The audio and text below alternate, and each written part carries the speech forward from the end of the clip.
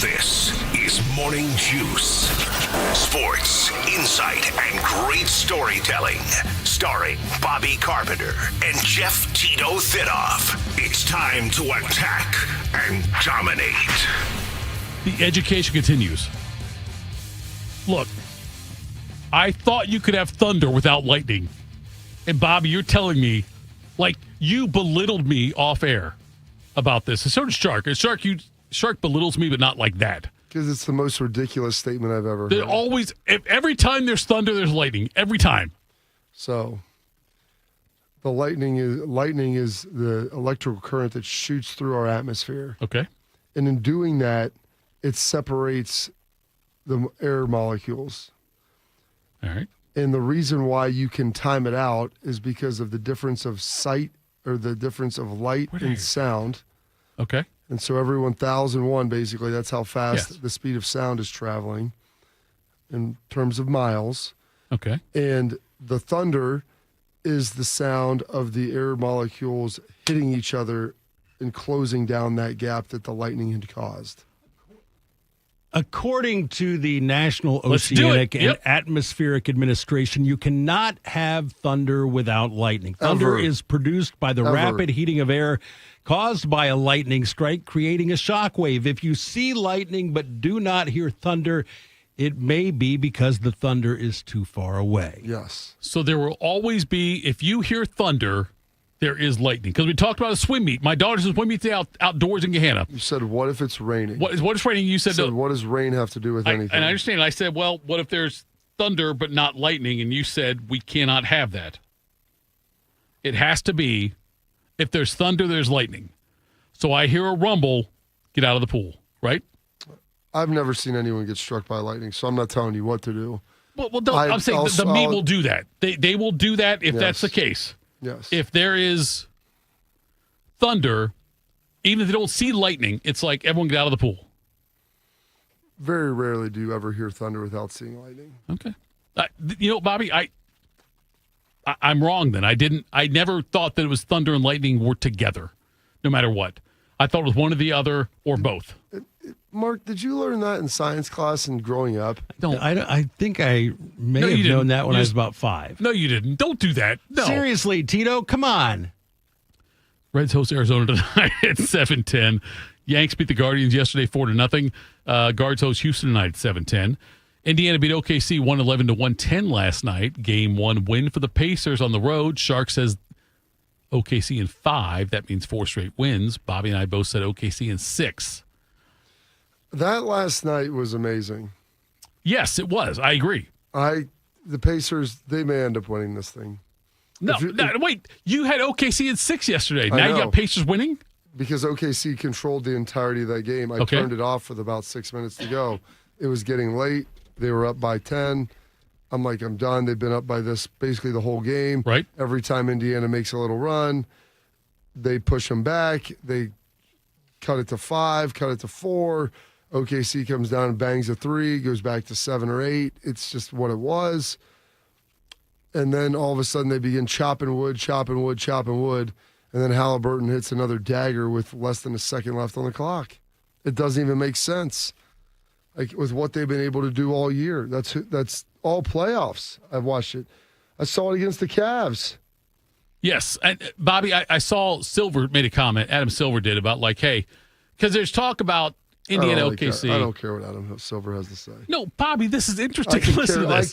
I couldn't care less about anything in my life. Tommy Silver said, okay, wait, listen to this, though. He said that, there was talk about, the Indiana OKC, a couple of smaller market teams, and people are, I don't say complaining, but wondering about the ratings.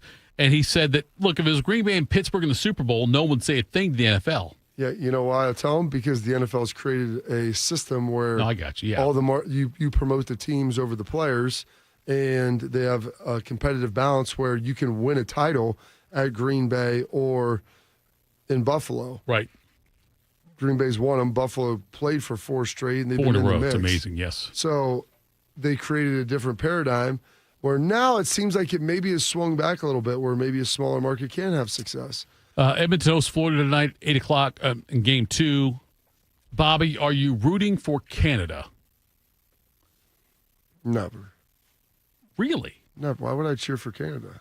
Edmonton. Look, Why would I ever cheer for Canada? 1993 is the last time a Canadian team won the Stanley Good. Cup. And if they don't win another one before I die, it'll make me happy. Shark? Yeah, yes. Let's do it. I have rooted for Canada when they've played Russia in the Okay, Olympic would you rather have hockey. Canada win or Yes. Florida? If I gave you both a choice, you say Florida, right? I said not Canada. I know. Okay, so So that encompasses all of the Okay. rest of the teams of the United States. okay, so you're saying not Canada. You? What province is Edmonton Florida? in? Edmonton? Alberta? Okay, good job. They're Yes. over there. It's like kind of a big place. Yes, I am. Brian gave me like he sent me a geographic map. This guy, Brian from Giant Eagle in Upper Arlington, said, hey, just so you know, this is what it looks like. Really? Yeah, he did. Yeah. All the way out to Prince was out there, Edward yes. Island and Newfoundland. Close to Russia. Go I think ahead. it's called Newfoundland. They call It's it Newfoundland. That's what I call it, Here too. it's Newfoundland. Well, whatever. You're a newfie. Are you rooting for your wife or Rooting everybody else? is a strong word because I'm not really invested, but it wouldn't bother me. You are invested in Canada. It would. Let's I'm be not. fair. Yes, you Listen, are. my wife moved to the States when she was 2. She's not Canadian. She doesn't care. She is a native Canadian, but She doesn't care. If I said to her, Jan, who's playing in the Stanley Cup Finals, she would have no idea. If we go to war with Canada, who's she rooting for? Us? Yes. Wow. She's an American citizen. Come Yeah, on. She's Canadian. Go ahead. Do I look when I see her in person for the first time, do I have to say anything in French or can I speak English to her? Stop it. She's from Chatham, Ontario, Canada. They speak perfect English there. She's not a French Canadian. Come on. I would make Canada's got to go to English. But anyway, Bobby, there's this narrative, this date in history, but there's a narrative that hockey is a Canadian sport. Well, it was originated in I understand Canada. that. But for years, majority of teams in USA, not Canada. because this is where the population growth has occurred. So like back even in the 60s, it was like there may have been 16 teams in the NHL, but like 10 were American teams. In the Yeah. 60s? Yeah. No, there weren't that many teams in the NHL. There were 8, 12, 16. But there were It was But called majority, the though. the original original six six. is I know the original 4 6. of them are I in got the you. U.S. But okay, look back in the 60s. Go to start But 1968. they would be Canadian adjacent. What I'm You saying, know what though, that is- means? Like beside Canada. Yeah, adjacent. Yes, I get it. But Bobby, there's like this thing like, oh, it's now America's taken over hockey. Well, there's been number 1 draft picks that have been out of America, which Yes. that's changed everything.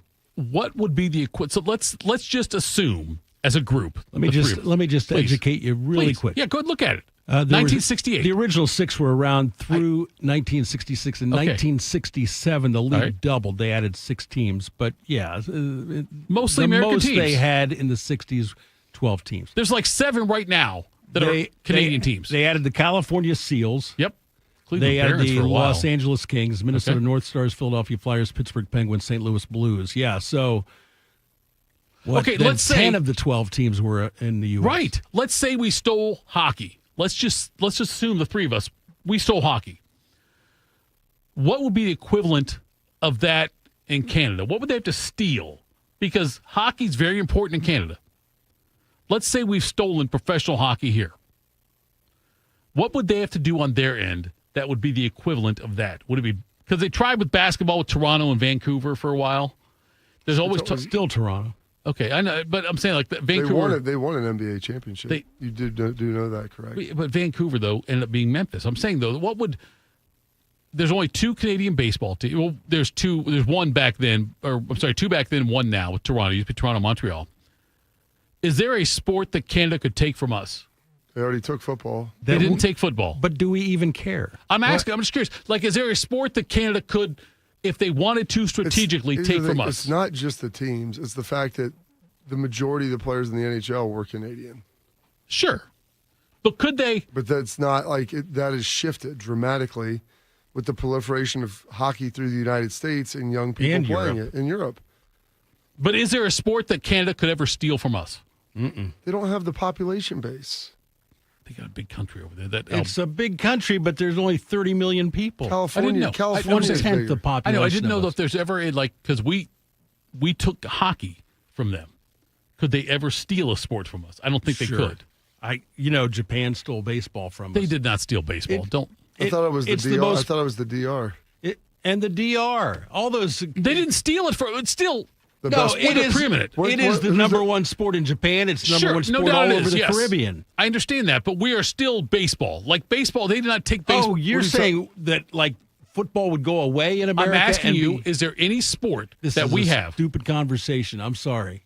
I don't understand what you're asking that off, I'm because asking they don't have enough. Do you think we do? What does that mean? Do you think we have hockey? My dad already thinks the Caribbean stole baseball. Okay. Do you think we own hockey in North America, United States? Do you think we own hockey? No, but I think it's gotten closer. You don't? I think it's a distant fourth in terms of America's favorite pastimes. It would be fourth. I'm with you on that. In Canada, it's first. Yes.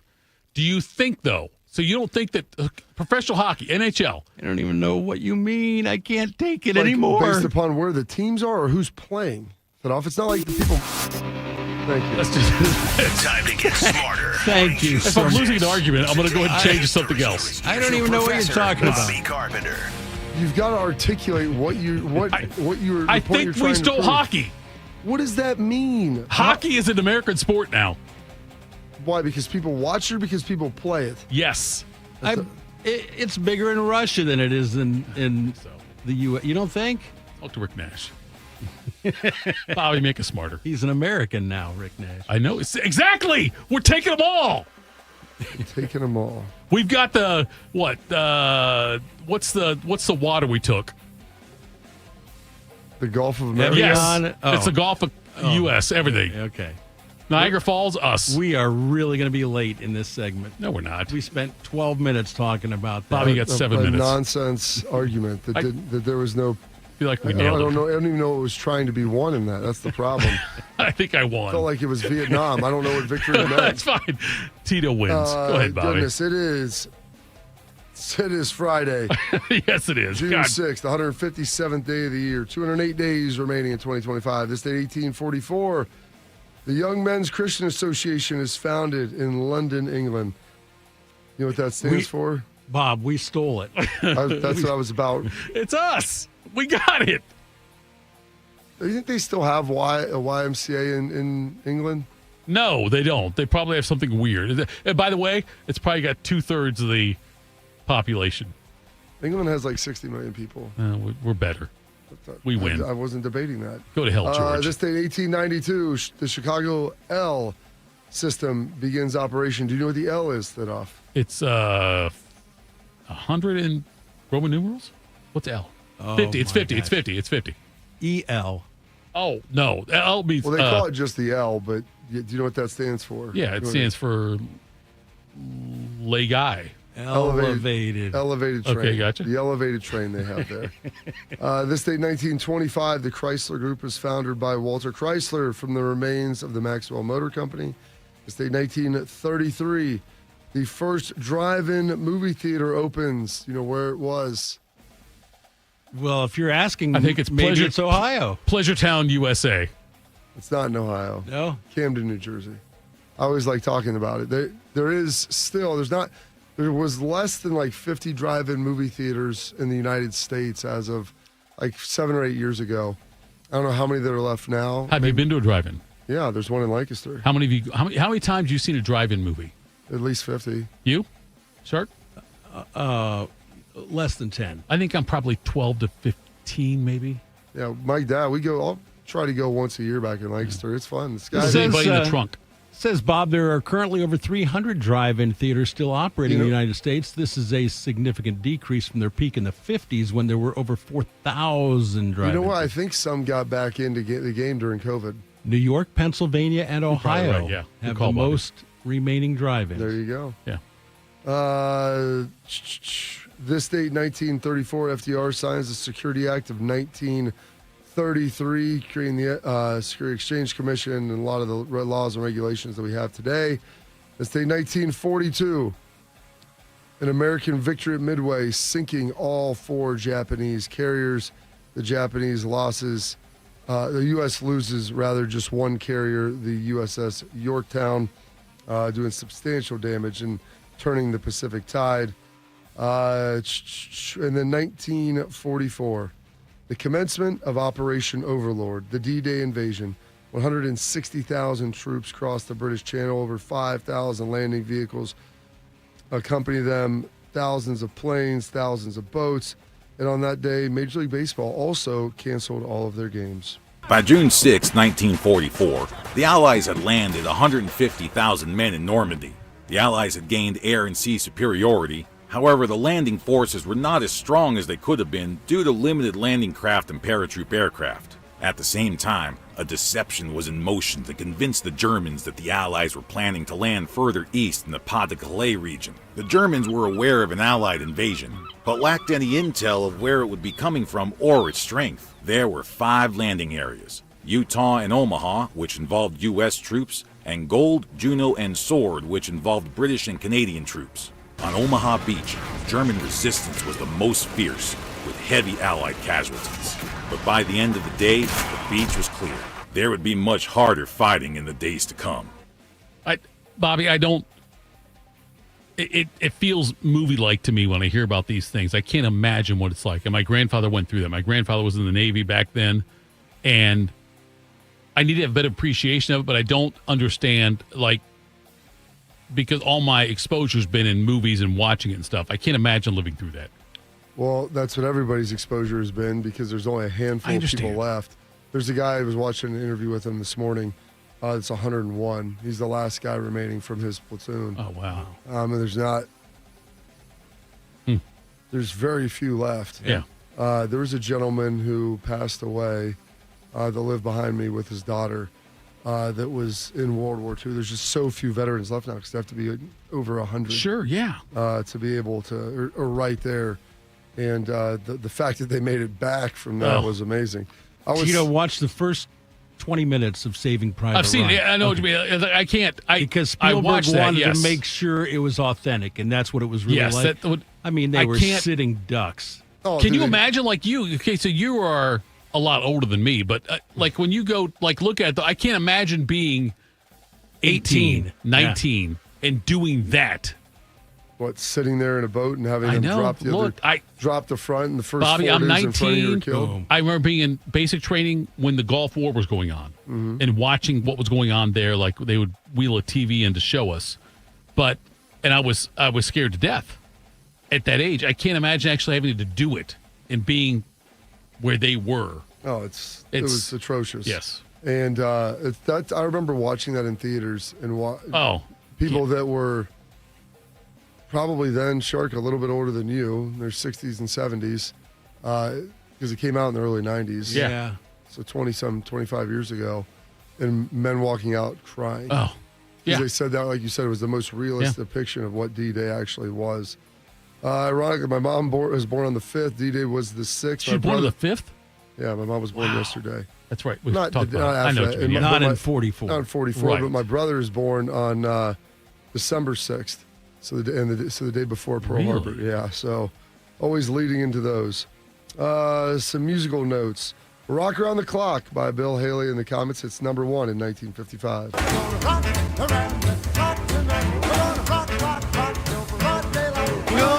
Gonna rock around the clock today.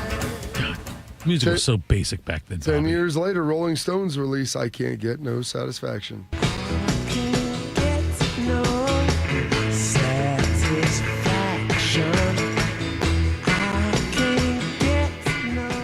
Devo's version better. And in 1971, Willie Mays hits his 22nd and final extra inning home run. I don't have that audio, but I do have this. Ted Williams once said, the All-Star game was invented for Willie Mays. The Say Hey Kid played in a record 24 Midsummer Classics. A man with the most hits in the history of the All-Star game. Most stolen bases, most runs scored, a career .307 hitter in Midsummer Classics, and a man who, when he was an All-Star, wanted to play a full 9 innings. 1960 went 6 for 8, hit for the cycle in the All-Star game. His favorite All-Star outfield he was a part of, himself, Roberto Clemente, and Hank Aaron. Oh. He hit the cycle in the All in one game. I never knew that. I didn't know that either. I'm going to look that up. I don't think that's true. Innings. I think it's true. Joe Buck said it's true. That doesn't matter. He hit a cycle in an All-Star game. Joe Buck used to have a show called Joe Buck Live. He had Artie Didn't Lang. last He had long. Artie Lang on. It was really entertaining. That's when it jumped the shark. It really did. Some birthdays today. Also, baseball news, 1907. Bill Dickey, the 11-time All-Star, 7-time World Series champ with the New York Yankees, born in 1907. Bjorn He Borg. roomed with Lou Gehrig Oh, and taught Yogi Berra how to become a better catcher. He set the record by catching 100 games or more in 13 consecutive seasons. He won 7 World Series as a player and 6 more as a coach. He played alongside some pretty famous New York Yankees like Babe Ruth, Lou Gehrig, Joe DiMaggio, and Yogi Berra. Bill Dickey would go on to break many baseball records during his stay as a ballplayer with the Bronx Bombers, like his .313 career batting record while blasting 202 home runs and driving in 1,209 runs. Bobby, 1960, they played 2 All-Star games. They did it for like 3 years. they did that 2 years. Right, 2 years, okay. Mays in 1960 in the 2 games combined hit for the cycle. Never in 1 game. There you go. Bjorn Borg, or... But Jorn. No, it's... What'd you call him yesterday? Born Bjorg? Something like that. Did I call him that? Yes. No, I didn't. 11 majors, 5 Wimbledon, 6 French. The Iceman of tennis, Bjorn Borg, was one of the greatest tennis players ever, winning 11 Grand Slams. Bjorn Rune Borg was born in Stockholm, Sweden on June 6, 1956. He joined the professional circuit at 14. His first major top-flight title was in 1974, just before his 18th birthday, when he won the Italian Open, defeating Ilie Nastase. Nastase made the famous comment about Borg saying, "We're playing tennis, he's playing something else." A few weeks after the Italian Open, he defeated Manuel Orantes in 5 sets in the French Open final, becoming the youngest ever male French Open champion at 18. Borg officially retired in 1983 at just 26 years. In an interview after retirement, Borg said, "I lost all motivation. I cannot dedicate myself to tennis at 100% anymore." Slacker. Retired at Bobby, he came back. 26. He came back and was like, okay, I'll bring the wooden racket that he used. He used a wooden racket back then and tried to come back, and it was awful. Well, yeah, because... Coke addict, by the way. That's good. Well, What? He did. He had a cocaine problem. Yeah, he did. Yeah. Really? Yeah. I knew he was into drugs because he's Rothman's favorite tennis player, so he had to have that. Nose not bleeding yet today, by the way. That's good. Yeah, speaking of cocaine, shut that off. No. Paul Giamatti turning 58 today. I am not drinking any Merlot. You are stark raving mad, or I am. Good day, sir. Seriously? Seriously? You have got to learn to wait your damn turn. He's lying to us, Kenny! Kenny! He is lying to us! I would rather be vice president under him or resident minister to the Barbary pirates than be indebted to a creature such as Hamilton for my present post. What the hell is wrong with you? Please, just shut up! Drop your credentials at the guard's desk and get out of here! No surprise, Shark had no NWA Boys in the Hood references there with Giamatti. But I was hoping he's going to have some Cinderella Man in there. That's when he had some unbelievable lines. Is Good Day, Sir the most polite trash talk? No, it's Bless Your Heart. Bless Your Heart's a better trash talk? Yeah, I think Good that's- Day, Sir might be. I don't know. No, that means F you in the South. Uncle Kracker turning 51 today. I'm singing, follow me, everything is alright. I'll be the one to tuck you in at night. And if you... Great Uncle Kracker story that I'll get to in the next segment. DeAndre Hopkins, they call him Nuke Hopkins, turning 33. And Browns legend Kenny Pickett turning 27 today. I only have Steelers highlights, though. Kenny Pickett here on 3rd down, drops to throw. Give him time. Lofts one up top. Intercepted by Mooney Ward. Pickett gets intercepted. Steelers seeking their first down of the night. And Pickett goes for one of those matchups, and it's an interception. Pickett in the middle, he's intercepted. Trying to force it in. That's what we're doing here. Looking, throwing, deep. Has Who's a your man guy, open. Shark? It is intercepted. Pickett's He's going your to take a quarterback. chance. Deeped up the seam, and it is picked. Intercepted by Nelson. See big things for that guy with the small hands. Some deaths today. Give me liberty or give me death. Patrick Henry. He got the good job. Thank you. Well, he got one of them on 1799, Shark. No sound. No sound. No sound of that? You don't have the sound of the Play speech? Pickett interceptions. RFK passing away today, day after he was shot in 1968. Senator Robert Francis Kennedy died at 1:44 a.m. today, June 6, 1968. With Senator Kennedy, at the time of his death, were his wife Ethel, his sisters, Mrs. Stephen Smith, Mrs. Patricia Lawford, his sister-in-law, Mrs. John F. Kennedy. He was 42 years old. And then 1941, Louis Chevrolet passing away, who was the founder of the Chevrolet Motor Company. Some holidays and observances. It's D-Day anniversary. It is Drive-In Movie Day. It is National Donut Day, National Applesauce Cake Day, National Eyewear Day. Oh, goodness. National Higher Education Day, YMCA Day, and a big one for Shark before he finally gets out of here, Russian Language Day. And those are your historical events, your birthdays, your passings, your holidays, observances. For this date, Friday, June 6th, 157th day of the year, 208 days remaining, and the day that we took back Europe. Rodgers going to the Steelers. Do that next, Morning Juice. Teachers are dynamic leaders, shaping a new generation. They bring a variety of perspectives from diverse backgrounds, innovating how they teach to prepare students for our fast-changing world. Achieving this takes skill and expertise. They're tireless explorers, creatively discovering a universe of solutions, telling stories, experimenting, inspiring, mentoring, connecting cultures, and connecting with each other. Leading by example. Experience the unique joy of helping students thrive. Teaching is a journey that shapes lives. Are you ready to begin? Explore teaching at teach.org, a campaign supported by the U.S. Department of Education, Teach.org, and 1 million teachers of color. And we're live here outside the Perez family home, just waiting for and there they go. Almost on time this morning. Mom is coming out the front door strong with a double-arm kid carry. Looks like Dad has the bags. Daughter is bringing up the rear. Oh, but the diaper bag wasn't closed. Diapers and toys are everywhere. Ooh, but Mom has just nailed the perfect car seat buckle for the toddler. And now the eldest daughter, who looks to be about 9 or 10, has secured herself in the booster seat. Dad zips the bag closed, and they're off. But looks like Mom doesn't realize her coffee cup is still on the roof of the car. And there it goes.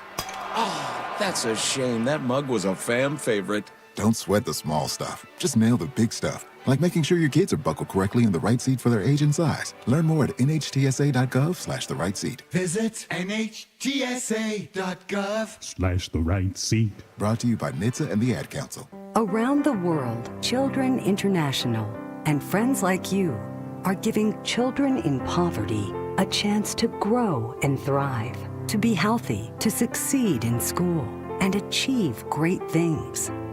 How do we do it?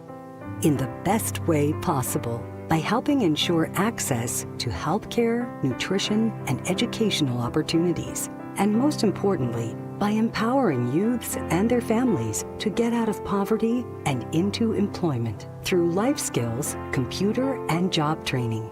The very tools they need to break the cycle of poverty and build futures full of promise. Because every child deserves a chance to realize their full and best potential. Learn more about how Children International is empowering children and families by going to children.org today. That's children.org. Attack and dominate, YouTubers. You're locked into Morning Juice.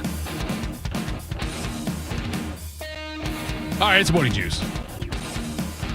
Talk hockey off the set. Well, we Right? talk hockey off the set because we can only talk so much hockey on show. What is it you wanted to do? Oh, Uncle Kracker.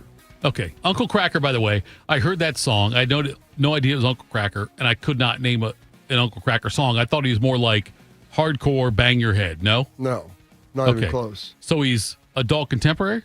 Always? Yeah, that, Okay. like, he went on tour with Chesney. He does some country stuff. All right. He did a remake of Drift Away. Yes. Dobie Gray's. Oh, did he? Okay. He did him and Kenny. Him and Kenny have a Spelled song the Kracker together. with a K. That's the part that threw me off. Yeah, I get it. If you spell your name with a different letter at the front of it than we're used to, I feel like you are going to be anti-establishment. I spell my name M-A-R-K. Right, I'm saying you're not M-A-R-C. You're not M-A-R-C Finch. I don't know if I trust Marks don't with a C. say Mark with a C. Look, it's like Jeffrey with a G. For me, same thing. It's like Jerry with a G. If you're GEO, if you're a Geoffrey, I don't trust you. So that's how I'm saying the Kracker thing. But go ahead. Like Jerry DiNardo's Jerry with a G. Is he really? Oh, that's right, he is. That's right. I don't trust him either. Hell with Indiana. So Uncle Kracker went on tour with Chesney back in 2007. I think he actually came with him again, or is going to go with him again, or did some limited stops or whatever. But anyway, we were back there, and it was the first concert I ever went to like this.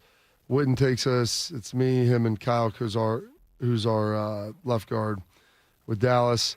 We're hanging out before we're up on, backstage. Got to meet Kenny, do all this different stuff. Right. And so when Kracker gets done, he comes off and is hanging there. And he's a guy that you would say really enjoys life, all of the elements of it. And he's over there ripping heaters, talking to Kyle about, I think, using cocaine and all kinds of stuff. And Kyle, I think Kyle may have had a cigarette with him. And so they had a duet, and Kracker would come out and play with Kenny, just one song. And it was amazing. I'm over there watching him. He's got like a beer in one hand. He's got a cigarette in another. And the song starts. He's still talking to Kyle. And Kenny's, 5 or 6 songs into his set, and their duet comes up.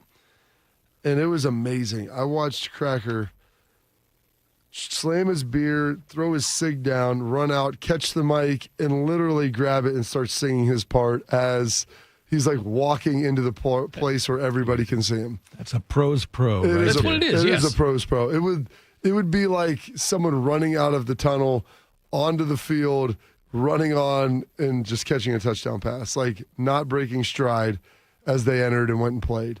It was so amazing. And I was like, that guy is a pro's pro. Okay, let me ask you this, both of you. And Shark's different generation than you and I, Bobby. But if someone lights up a cigarette, do you automatically A, judge them, and B, I think they're put awesome. them on a lower level? You go higher.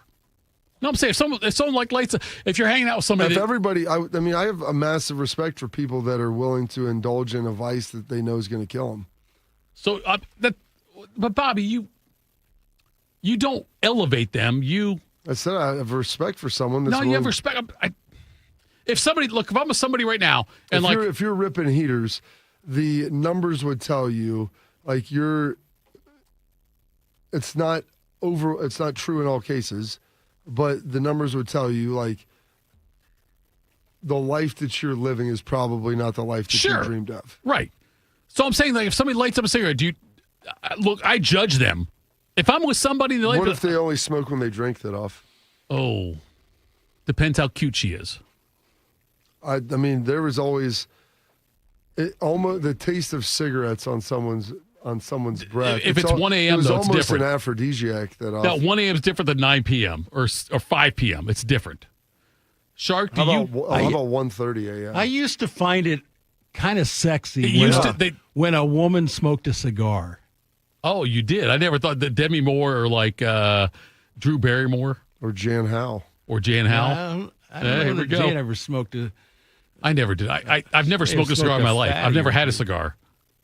I've never smoked a cigar. Rothman had a line about women smoking and their promiscuity, if you will, and the alignment of that. Yeah.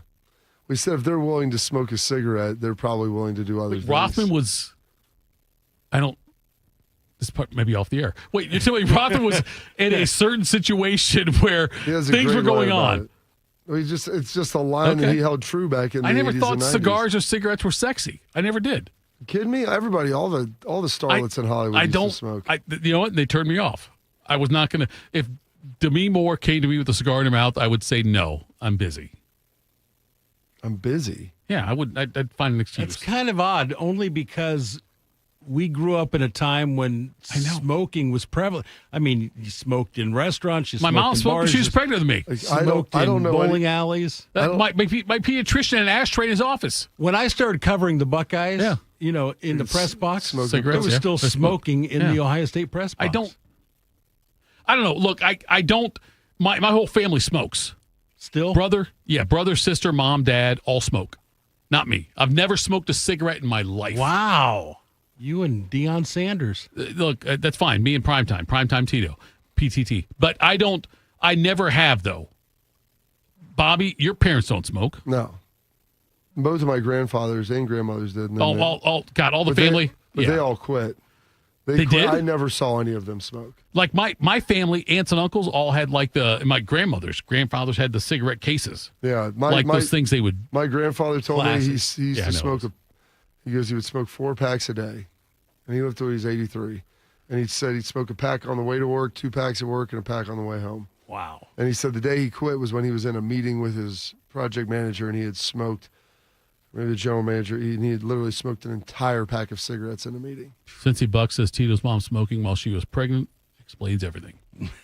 And she smoked and drank. Like my mom's dad used to smoke while he laid carpet, and then when the Surgeon General came out and said it was bad for him, he would put the pack of cigarettes in his mouth.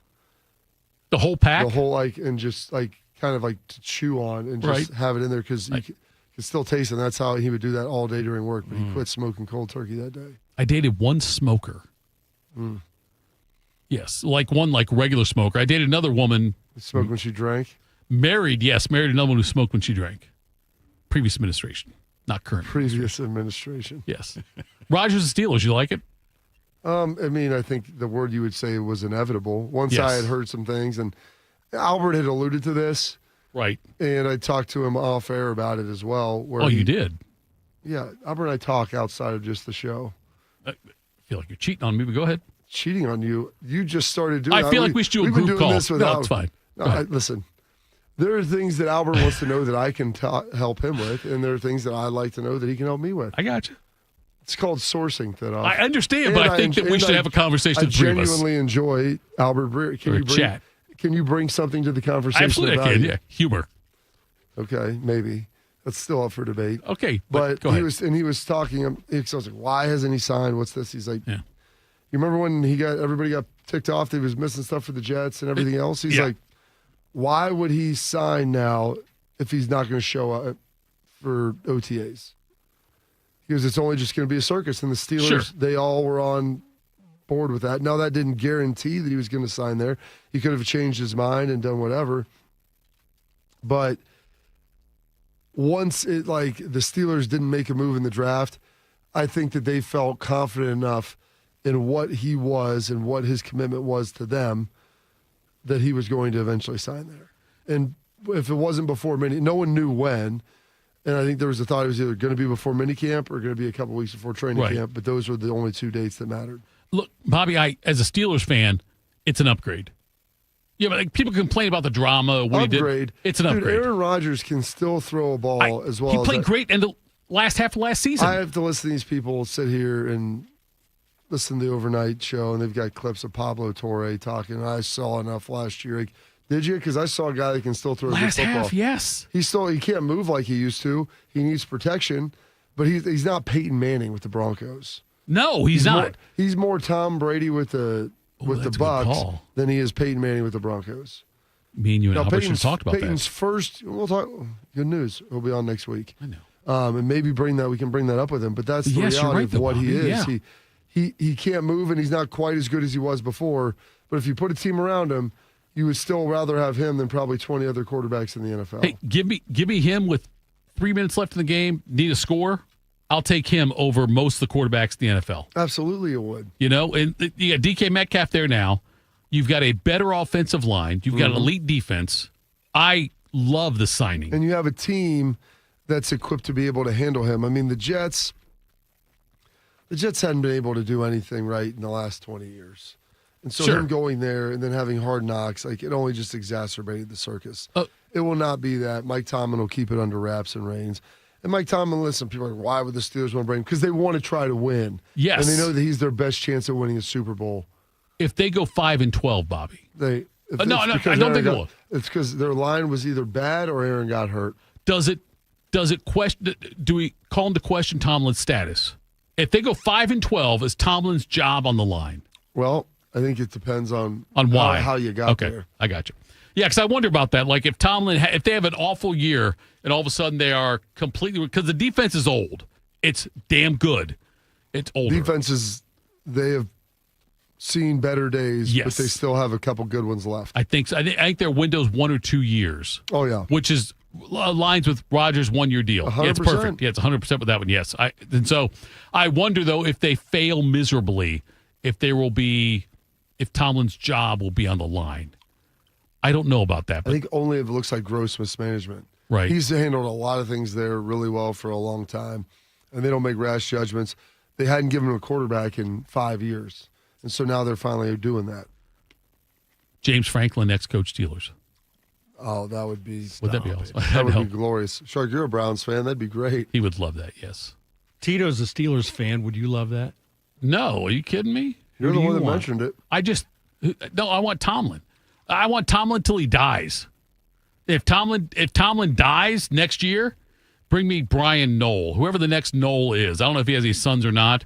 Give me a Knoll or a Cower right after him. Let's just do Jim it. Knowles. Jim Knowles. No, not that one. But Not I'm saying one Knoll, but 2 Knowles. No, I don't want 2 Knowles. I want 1 Knoll. I want Jim Knoll, Chuck Knoll, Ryan Knoll, whatever his name is. Susie Knoll. I don't care. It doesn't matter to me. Coming up next, Quick Hitters, Morning Juice. While serving in Vietnam, a grenade took my ability to see. Today, I'm a sculptor. Now, my fingers are my eyes.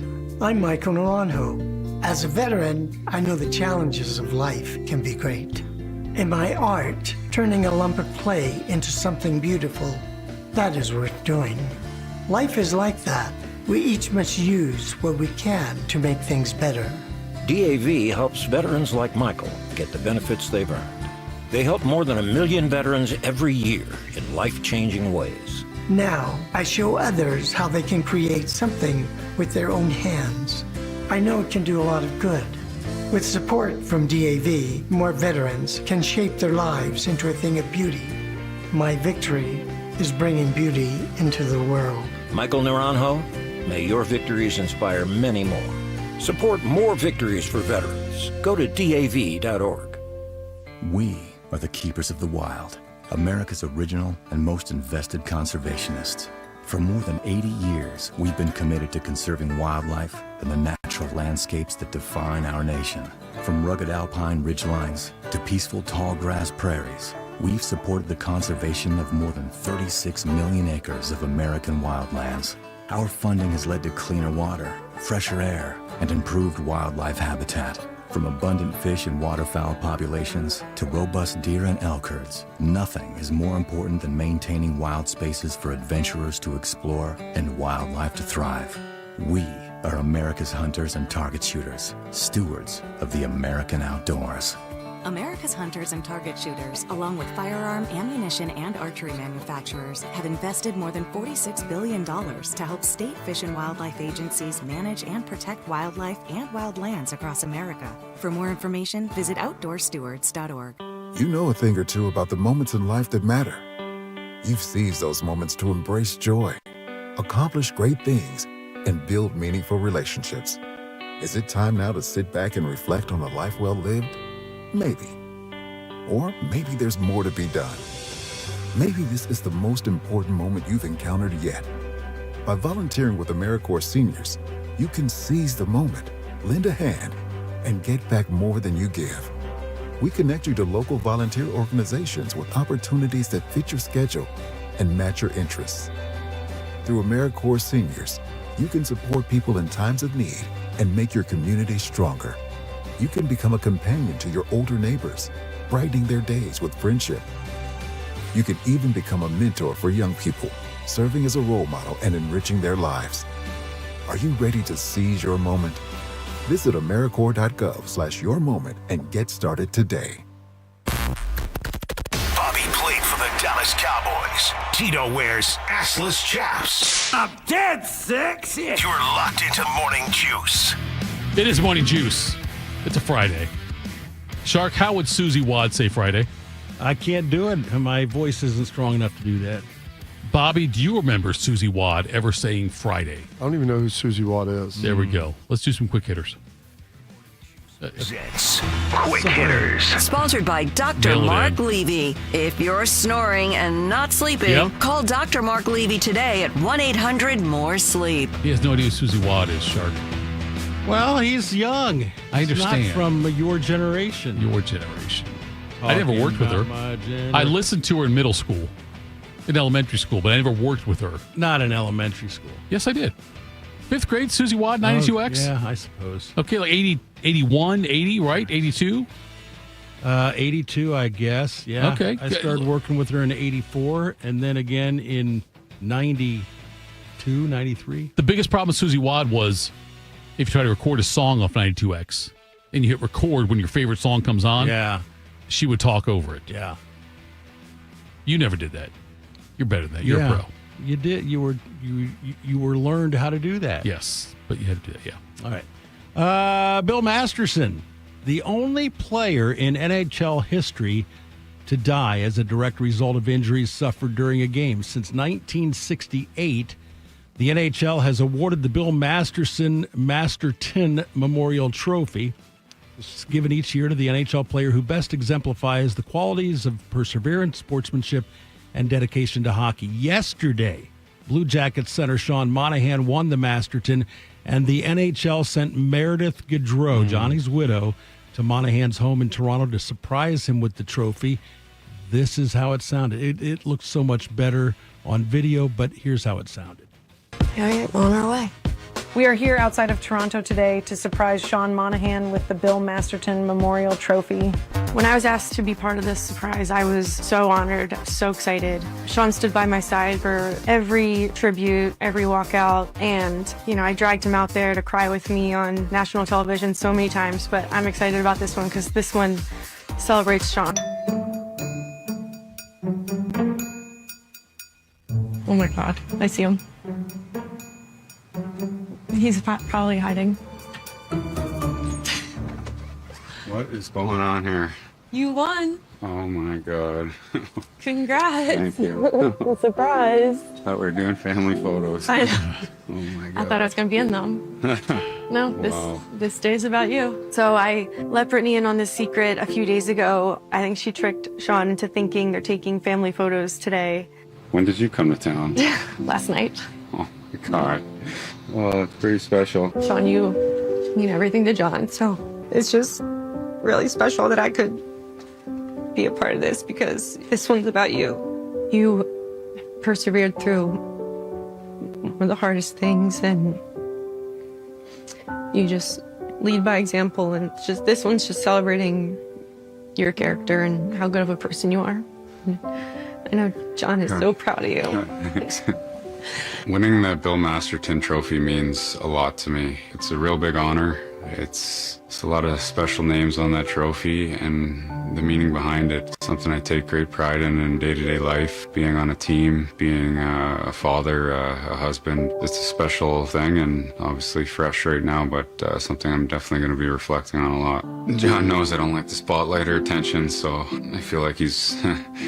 He was probably watching down on that moment, laughing at me. John loved surprises. He loved kind of pranking people a little bit, so I thought this suited that really well. He's so proud of Sean. I know he would have loved the way that this happened, and, he's Sean's biggest fan. Man, it's been more than 9 months, and it's still hard to believe that happened. But, Tito, it is the first time that a Columbus Blue Jacket has won the Masterton. Bobby, you sports people, you guys, you people. It's, I don't know if it's, I don't want to say uncomfortable. It's how much you guys, when you do things like this, affect me.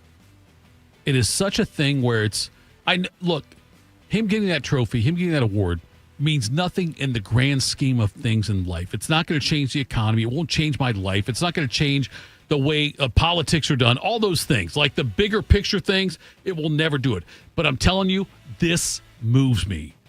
When you guys find a way to have a moment like this, Bobby, and I think the older I get, and I hope that I could pass this on to Arthur, to see the accomplishment of this team this year based on the way the season started with all of this stuff going on, the awful death, and the fact there was no expectations for this team, and they were able to do this.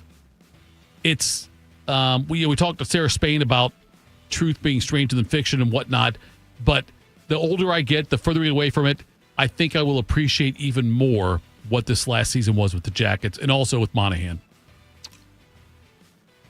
It was, tragic's the only word to describe it, and I think that's a fitting conclusion to the end of this story for the 2024-2025 season. I remember being in here with Beam. Yeah, the day it after. broke. That was a bad day. And running through that show and trying to find out information as we were moving along. And it was wild because, as I mentioned, Cam was coming back in town, Atkinson, and him and Johnny were very close. And he would text me the other day that he was back, and I don't mess with him much during the season when he's gone. And there's someone that had a couple texts back and forth over the last handful of months. And there was the last texts that were up there were me texting him trying to figure out what was going on with Johnny. Right. And how he hadn't heard anything, which I was like, he had texted his wife, and he's like, she hadn't getting back. I'm like, that's not a good thing. And so for Sean, that's a big deal for Monahan. Like, it's awesome. It speaks to his character. And like he said, Johnny knew he hated the spotlight, so probably one final fitting little opportunity there to make him uncomfortable. What's that like for you, Bobby? You're a media member now, but you also have friends. Yeah. Obviously, we talk the guys you talk about that knew Johnny. I don't know how well you and Johnny, if you talk to Johnny much or not, but I'm saying you've got a circle of people that were affected by this more than I would be, because I never met Johnny. I don't talk to Cam. I never talked to Rick. All those things. So, how was that one of your more difficult media moments for you? Yeah, well, like I said, I didn't really know Johnny, right. But I knew some of his friends, and it's no different than if a friend of yours loses a parent or a loved one. You feel for them. Yeah. Funerals, my dad always said, funerals are for the living, not for the dead. And it's for the people to mourn and grieve. And so that was, I felt for my friends who lost one of their good friends. Everybody's lost people in their lives that they love and they care about. And so those were the people that I was concerned of how that was going to impact them. You're talking about a son, and he was, two boys now that were going to grow up without a father. It was just a lot to it. And so, but I was, as much as I was, more like his loss, I didn't really know him, and it wasn't anything tangible in my life. It was the fact that people that I care about were in pain for losing someone that they really cared about, someone that was close to them. So that was what was difficult, of trying to kind of manage that. But it wasn't about me. It was about those guys. I know it was about his family. Yeah. But if a friend of mine's father dies, passes away, or mom or whatever, it's a very private thing. But you've got to do it. I don't talk about it on the air, but you had to go out there and talk about it on the air. I wasn't sure if you, as a media person, the challenges of that, because it's personal for you. Because, like you said, the friends that knew him, I got to believe that's a difficult thing for you in the media world to have to put it wasn't the hat on. It wasn't the easiest thing, but like I said, there were people that day who were on air who tried to make that about themselves, and it wasn't. It's not about me. It wasn't about anybody on this side of the mic. It was about the people out there who had lost a loved one, and how they were going to have to deal with that in the immediacy of the moment. Yeah, and then also the long-term effects. I had a friend that one of my good friends lost his father when we were about 9 or 10 years old. And going to that funeral and understanding that and seeing that, but he actually got a chance to have somewhat of a relationship with his dad. It was a tragic, sudden death, similar to this. And I can't imagine what that would be like to have that happen to you, and especially to grow up never knowing your father, really. Right. And the fact she was pregnant at the time. Yes. And all that, it has been this whole process throughout the season too. I love what the Jackets did as far as honoring him, what the NHL has done as far as honoring him. I know it will never replace him being here, but I am very appreciative, though, and the Jackets fans, like the stuff. The fans were great. The Jackets, the season they put together, till the last 3 or 4 games, being right in the mix and playing their butt off till the final game and having a chance. And who was it that ended up winning? Was it Carolina or someone? Carolina had to beat someone.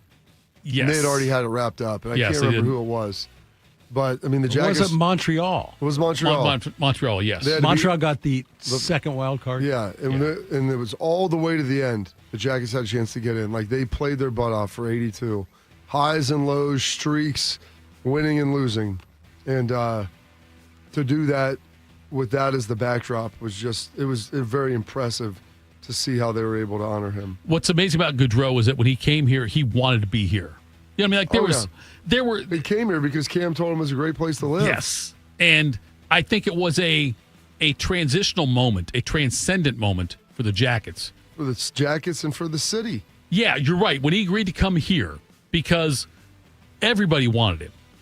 You know what I mean? Like he was Johnny Hockey. Everybody wanted him, but the fact he chose to come here, and then Monahan coming here after that was such a huge deal, and I have immense respect for the way the organization was able to, rally's the wrong word, to overcome this and do what they did, a special season. And that's one of the things about it. Like I said, I think that as I get older, I will appreciate it more and more that they were able to overcome, because it's not like he was just and he wasn't a role player. He was a star. He was a stud. That chose the Jackets, and I would tell the people that chose the city of Columbus. Right. If nothing else. He chose the Jackets for the organization, but he really chose it because this is where he wanted to live. And so for everybody in Central Ohio, that is why I think that there was such an outpouring of support. While he wasn't a native son here, I always tell people, you don't get to choose. You can't choose where you're born. You can't choose who your family is, but you can choose what you do with the rest of your life and how you choose to, where you choose to go. And his choice was to come here, and he wanted to play hockey and live in the city of Columbus. Weird transition question here, but I don't know if there is a way to transition off this. There's not. Everyone's going to be weird. But I want to ask both of you this. Are you surprised hockey has been as successful in Columbus as it has been? You mean successful at the box office, not on the ice? Popular. No, there you go. They're popular. Yeah, the Jackets, though, I'm very surprised because of you and I grew up in a different era with hockey. Just because of the mediocrity of the on-ice product. Yeah. I'm amazed when I walk in there on a Tuesday night and there's 16,000 people there. Yes. Because, Shark, hockey was not a primary sport for you and I. We followed it, right? Like, as far as sports go, when you and I, 70s, 80s, even like early 90s and all that, hockey was not something you and I would talk about, right? Well, there was a team in Cleveland that I did. The Barons. I don't do Chill? the Barons. Don't do that. The Chill was different, though. It's not NHL. But no, the Chill, yes. I used to sell out every night. They sell you beer when you were under 21 over at the fairgrounds. We get $5 tickets over there, yes. $5 for if you were a student. It was the best thing in the world. But I'm surprised. Yes, I'm with you, Shark. Bobby, you're a different. You and I are a different generation, but you and I, though. Are you surprised hockey is as popular in Columbus as it has been? No, because I think Columbus is a good sports town. Yeah. But to Shark's point, like the on-ice product hasn't been as good as you would have hoped over the last 20 years. It's gotten a lot better in the last 7 or 8. But yeah, people have stuck with it. And what else are you going to do in the summer? No, I know. Here? Yeah, look, from day people one. Like sports. From day one, I've enjoyed the product. I've enjoyed the experience, the fan experience. The Jackets, like you mentioned, Shark, the mediocrity, that's fine. But I'm saying, even when they haven't been great, it is a fantastic experience to go to that arena. It still amazes me that we have a major league team in Columbus. Right. Me too, because it's always Cincinnati, Cleveland, Reds, Guardians, Reds, Indians, whatever, Browns, Bengals. And to have that here, it's been fantastic. The McConnell family, thank you for what they've done. But I think the consistency with the product, though, Bobby, is what surprises me. And I don't mean the product of the team. I mean the product of the way they present it to people. It's always an amazing I've never gone to a Jackets game and said, oh, man. Even when they've lost, 7-1 or whatever. I've never said, man, God, that sucked. I've always enjoyed myself. Have you felt that as well? Oh, the experience in arena has always been great.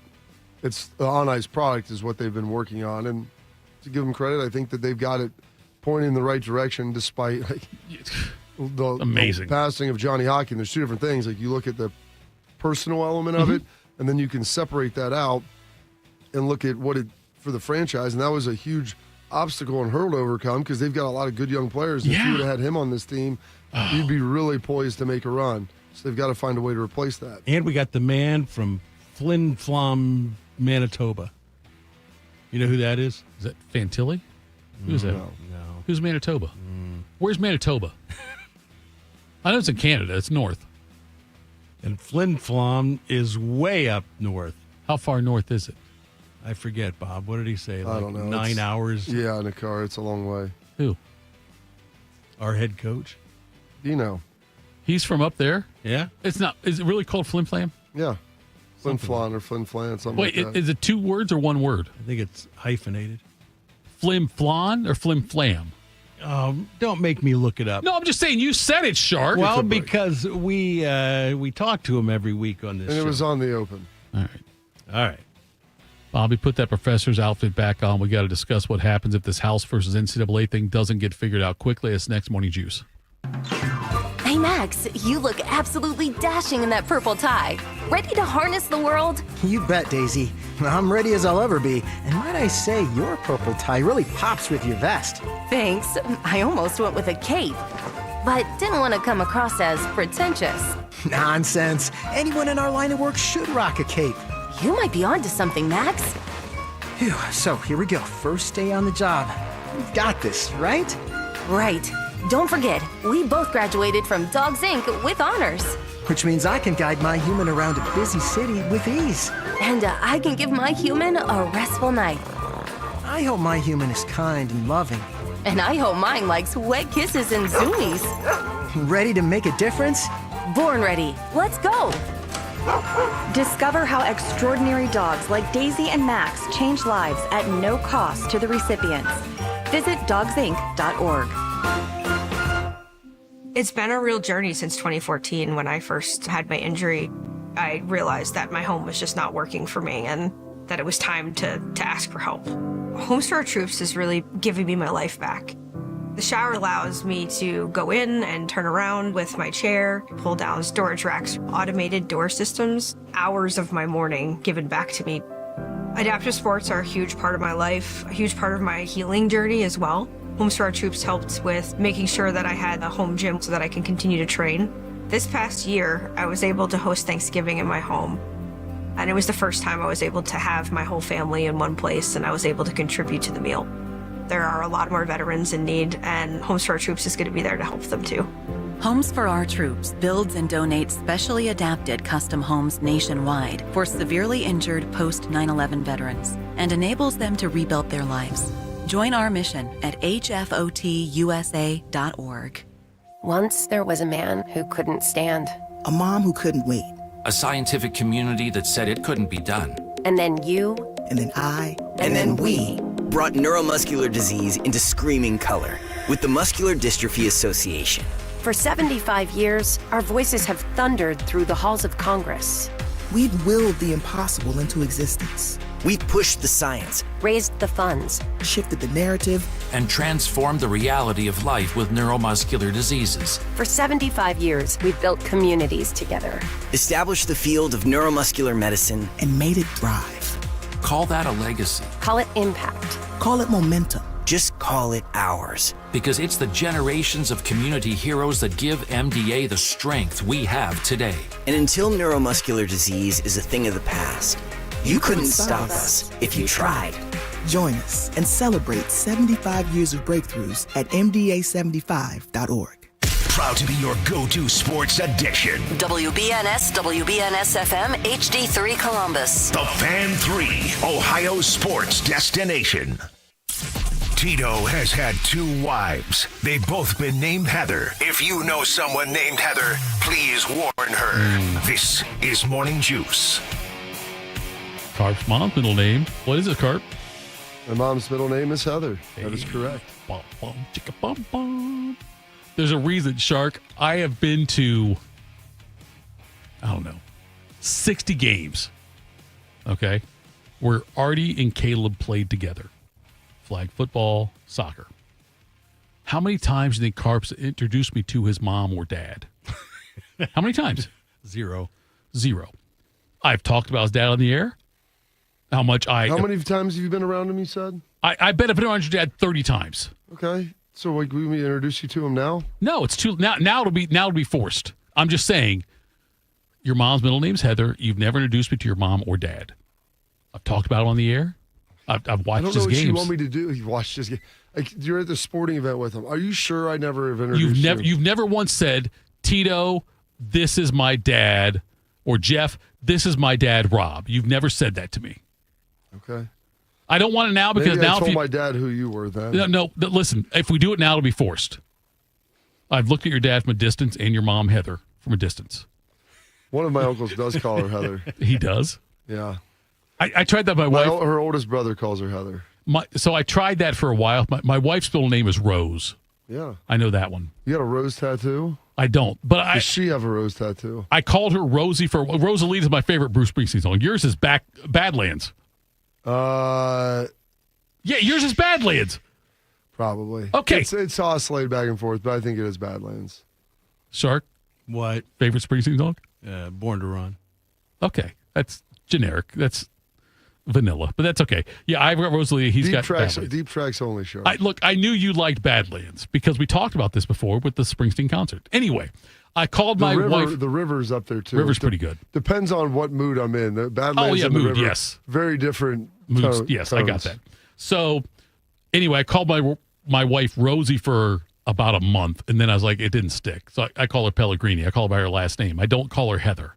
She's never Heather when I talk in public. And by the way, therapy, I've got to call her Pellegrini because I say, well, I had this with Heather. They're like, which one? So I've got to call her Pellegrini in therapy it's also. It's funny because Schleg's wife calls him Schlegs. Yeah. Oh, does she really? Yeah. That's outstanding. She'll be like, Schlegs, and it's so weird. I'm like, well, are you Mrs. Schlegs then? She's like, no, I could. She's like, I could be. Or the day she calls him Anthony is the day that he starts worrying about his marriage. He never did Tony? We call him Tony sometimes. You do? Okay. Yeah. When he was younger, it's amazing. When he was playing, he looked about like you now. Big, robust face. Apology accepted. Fairly robust. Generally unshaven and unkept look about him. And he looked like he was about 50. And now he's generally shaven. He's lost about Clean 40 cut, pounds and looks younger. So he aged in reverse. He's like Benjamin Button. You've seen the pictures, Charlie. Oh, yeah. You've looked at them all. People he look at used to look like a Tony. He did. He did look like a Tony. I go, buddy, you look like a Tony from like the Bronx or Queens. I have no problem on Friday. Put a gold chain on him and have him walk around. He should, like his last name would be Pellegrini or something. Yeah, Tony Pellegrini. That's right. That would be Schlegel him. Valley. I didn't know his wife calls him Schlegs. Yeah. I've got a couple friends who their wives call them by their nicknames. My wife won't call me Tito. That's good. Usually it starts with an A and ends in an E with 2 words. Does your wife ever call you Shark? No. Never? Never Sharky? When she's trying to be funny. She will? Say, Mark the Shark. Oh, yeah. Yeah. Oh, so she doesn't call you Shark, though? No, she doesn't call me. You don't call her Mrs. Shark? I would. I'd introduce her as Mrs. Shark. So AJ's... My grandkids call her Grandma Shark. Do they really? Yeah. That's outstanding. I love that. I'm Grandpa Shark. She's Are you Grandma. really? Yeah. That's so... See, that's I love the best. that. That's cool. No nickname for you. My name is a nickname. What, Bobby? Yes. No, but I'm saying, you know, You think like... my real name is Bobby? No, I know your first name is Robert. Your middle name starts with a J, right? Yeah. Jumper. But... Sure. Jeffrey. Jeffrey probably is Jeffrey. J-E-O-F-F. Is it Jether? No, it's Yusuf. No, it's not.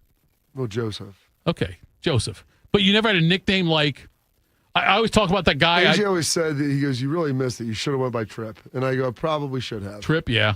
It's funny. By the way, guy was best man at 2 weddings. Had a kid who was the third named him Trips. Everybody called him was Trips. Trip or Trey. Trip, yeah. The people that you go by Trip or Trey. Right, never talked to him. I probably should have.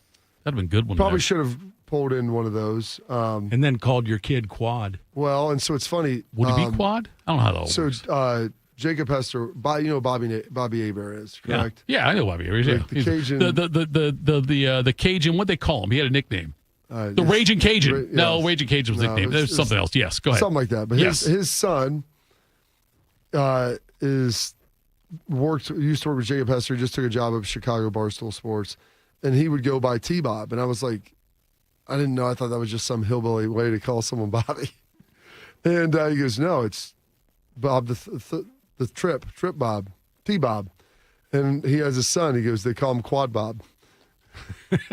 I go, that's pretty amazing. Because, they call him Quad Bob, Q, like whatever. I'm like, I guess it's a Southern thing. But, he goes by, that's where the T-Bob comes from. The Cajun Cannon. The Cajun Cannon.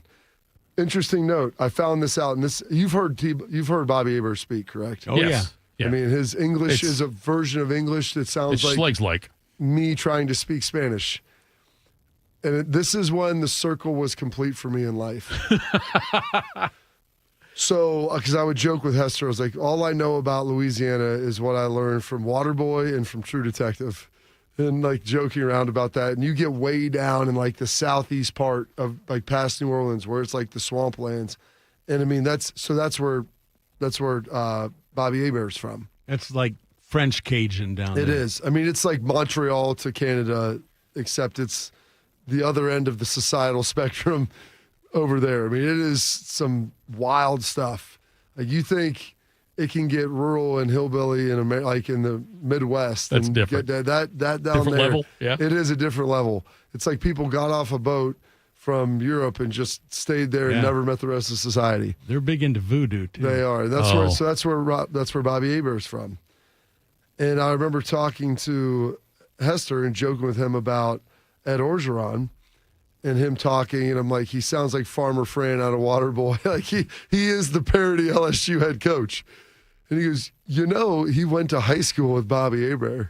What? And I'm like, exactly. And I go, Orgeron did? Yeah.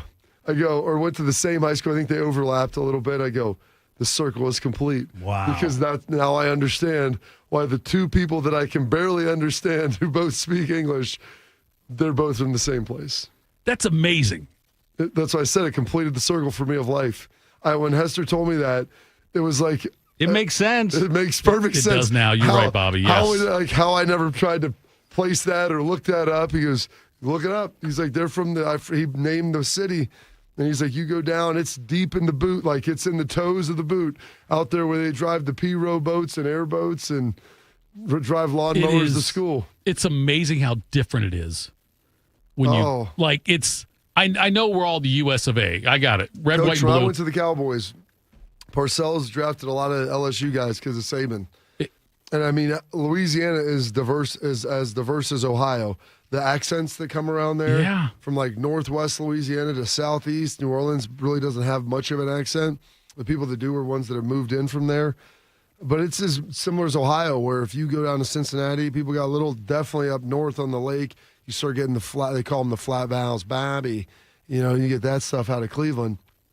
And then you get to the southeastern Ohio, which sounds like Kentucky.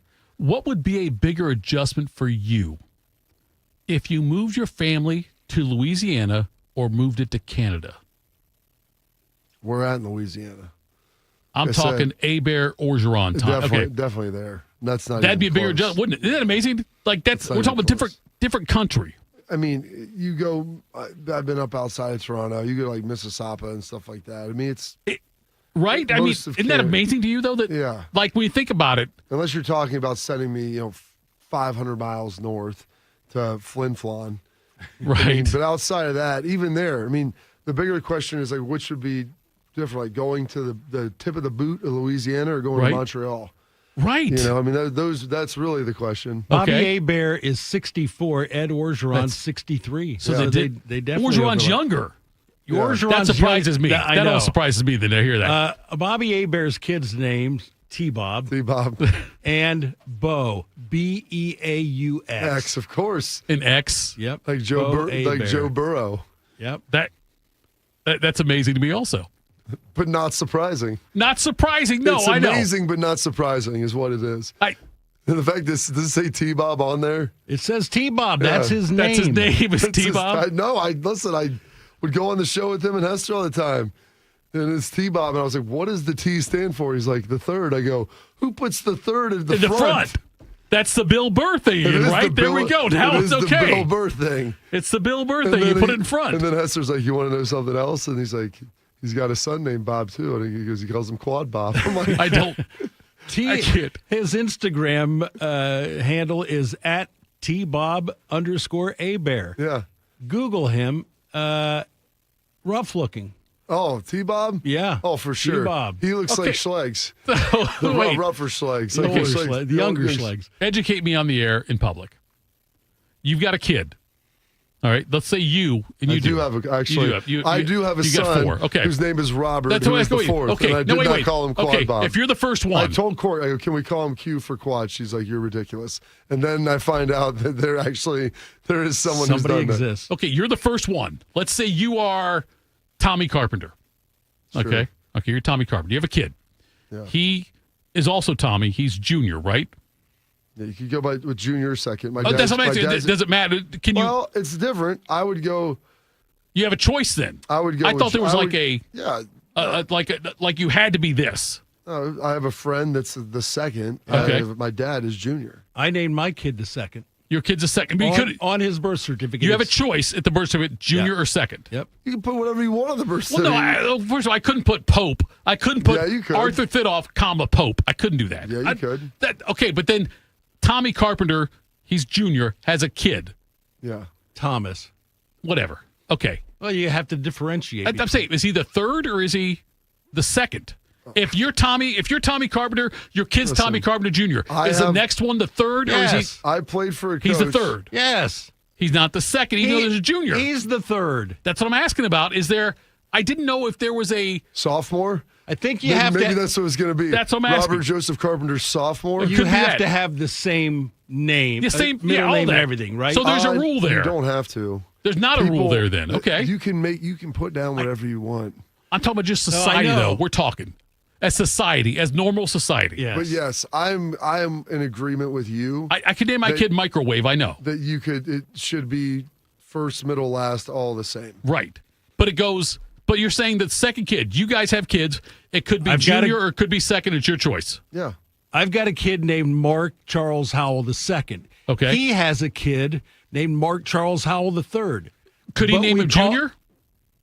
Why would he? He's I'm just asking you, could he do that? Could he say he's junior? I told you. You can do anything you want. You could name him the 6th if you want. You could name him Apple. So I could name my kid King George III? You can. Of course you can. I don't think that's right. I'm not saying it's right, but you can do it. I'm sorry. I don't think it's societally word. I thought. Or morally right. You're right. Believe me. Michael Jordan, who played at Ohio State, I go, what parent would name their kid Michael Jordan, who is like in their 20s, right? After they know your last name is Jordan, and he was already Michael Jordan at that point. It wasn't like you named him Michael Jordan and you're 10 years younger than Michael Jordan, so you didn't know. He was already Michael Jordan at that point. I went to school with Pol Pot. What? No, I'm kidding about that one. But no, I'm not saying I didn't know if there was like a rule on that. I know you can even carry. Look, like I said, I could name my kid, the 7, like in the stanza. I tried to get AJ to name his son. Dude, I tried to get him to name his son Michael. Okay, that's fine. He had a brother that didn't have any sons. I think it's time to go to break. Yeah, I think it's probably a great time to go to break on this one. Coming up, it's got a new feature. Chad from WeWinYouWin.com going to join us, help make some money this week. We'll do that next Morning Juice. You know what hope is? Hope is action. Carving a path forward, even when it's hard. And kids who still know how to dream. They're the best pathfinders of all. So at Child Fund, hope means helping millions of children living in poverty worldwide to grow up healthy, educated, skilled, and so all those good things can come true for them. Safe. And that means safe at home, safe at school, and safe online. Hope means walking this path together. All of us. Because when we work together, we can do so much more. That's right. Hope includes you. Child Fund. Because we need each other. To learn how Child Fund works with children in 23 countries to help them achieve their full potential, visit childfund.org. That's childfund.org. Hey guys, 13-year NFL veteran and Super Bowl champion Jason McCourty here, and I'm an innovation ambassador at FAIR, Food Allergy and Research Education. I would say the most challenging thing as a parent of a kid who has a food allergy is probably the ignorance that I myself had in the beginning. I didn't know what anaphylactic shock was. I didn't know the dangers, let alone the things that she needed to be able to have a normal life. When you go to drop your kid off, and every single time in the beginning, we'd have to go through everything she was allergic to. Preparation is everything. And me, for playing football for 13 years, it was all throughout the course of the week. It's getting ready for game day. When you're on the field, you're playing for your fans. At home, you're playing for your family. My playbook: read labels, keep it allergy friendly, and have an epinephrine nasal spray as a backup plan. Because when my family's safe from food allergens, that's the real victory. Visit foodallergy.org to learn more. Lexi spent more than 6 years in foster care. Before I was adopted, I felt alone. With help from the Dave Thomas Foundation for Adoption, Lexi now has a forever family and the foundation for a bright future. Adoption changed me for the better. I feel like I can be whoever I want to be. You can help find permanent homes for children still lingering in foster care. Learn more at davethomasfoundation.org. Hi, this is Martina McBride. With online news, social media, and texting available 24/7, the world seems to be spinning faster and faster every day. And it can be overwhelming. Sometimes we just need to unplug and take a break from our electronic devices. It can help reduce stress and allow us to reflect on the things that are really important in our lives. This message brought to you courtesy of the United States Air Force. Tito invited the new Russian family who moved in down the street to watch Rocky IV. It did not go well. I must break you. This is Morning Juice. Morning Juice, Tito, Bobby, Shark. He is Your Highness. He is Chad Patrick. WeWinYouWin.com. Got him coming on now to make some money for you. Do you have any... I'm sorry. I got to play this first. Thank you, Shark. Here we go. I'm playing it, Shark. Win your sports bets. This is Top Picks on Morning Juice. Top Picks is powered by WeWinYouWin.com. Built by winners for winners. Stop guessing and start cashing. Chad, if you could have seen the way Shark moved right there when he pointed at me, tell me to play that. Well, he smelt the blood in the water. I didn't know we had a rookie on the show, Tito. I'm sorry. That you're right. You know, rookie is the best way to describe me. Do you have any kids? Me, no. Unfortunately, no woman would say yes. No, that's good. Now, we were talking about the whole junior and second and third. We had a big discussion about that. I do. I do have something. Now you have a kid? I do have something. My best friend. No. Okay, go ahead. My best friend. I was the best man at his wedding. His father is Trip. And it's some old-timely name, like old school name. He decided not to name any of his children the fourth. But that was the question I had was, would you be Quad? Well, like, how was it? It's I'm gonna screw the name up. It's an old timely name. Like it's not a recent name, which is partly why it was always Junior with his father, Trip, and then they're like, this generation no more. All right, WeWinYouWin.com is who you're with right there, and you've got some picks. First of all, you can subscribe to this. And you obviously spend a lot of time and if you have a .com and you charge money, you must be very successful at this. And I'm curious, when you go through your process of who to choose, who to pick, which teams you like in different things, I mean, this has got to be an arduous thing for you, right? It's more time. I think the general fan that watches sports doesn't understand how much time and energy goes in behind the scenes. Now, automation with computers has obviously made things a lot smoother, and the odds makers themselves have really expedited. They're putting the lines out and changing lines. But yeah, I mean, what I did, I'll give you a quick backstory if we have time, since it's the first time of the episode. But worked in the casino business for over 10 years. Actually, from Ohio originally, helped open the Toledo Casino Hollywood way back when. Decided to get out of the casino business, got in sales. COVID hit, The company I worked for decided to close down. Was kind of left, didn't know what to do. Had a friend I worked with in the casino business in Austin, Texas, which was a little bit more lax on reopening things. Ended up going to Texas. Worked there until things opened back up in Arizona. Came back to Arizona. And just by happenstance, just kind of got into this. I've always bet on sports. I took it a little bit more seriously. So really, I've been doing this full time only since we've returned since COVID. Nice. So fairly recent with that, we've got baseball going right now. Obviously, the Reds. That's correct. And the Guards big here.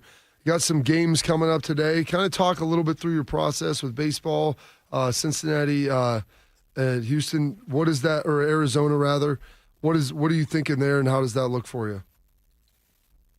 Yeah, so we'll touch on two local teams for you guys, which is the Cincinnati Reds. We have the Arizona Diamondbacks coming in town. What's tough about this morning show and baseball, and if you follow baseball, is sometimes the lineups aren't set until later. The starting pitch is projected. We don't necessarily know who's set.